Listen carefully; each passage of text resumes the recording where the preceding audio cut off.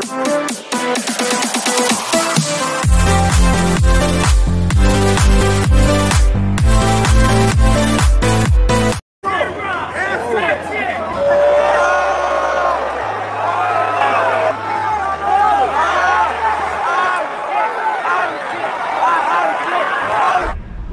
back sa ating channel mga kaibigan. Kung bago ka pa lang sa ating channel, please do like, subscribe, and press that notification bell para updated ka sa mga bago nating video.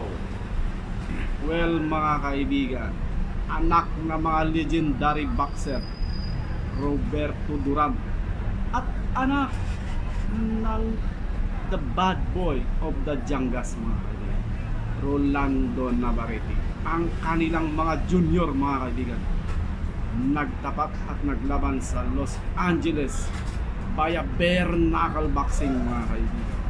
Ang tindi ng bugbugan, pero sa bandang dulo mga kapatid, panalo ang anak ni Rolando Navarrete mga kapatid.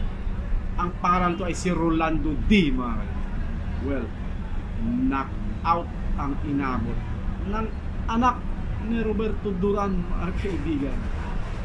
Napakagandang laban, napaka-brutal at napaka-excitement.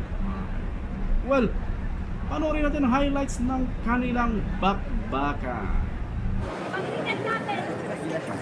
Agad sa mouthpiece! Eso! Eso!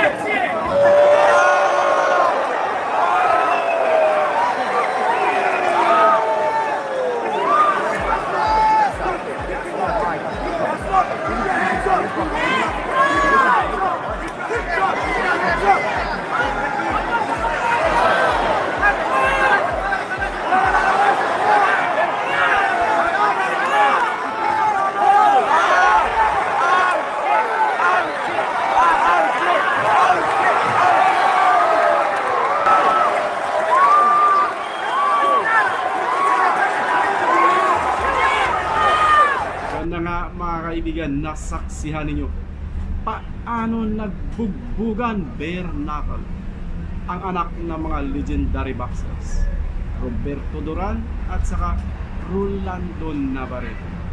Thank you so much for watching, and of course, see you on our next video.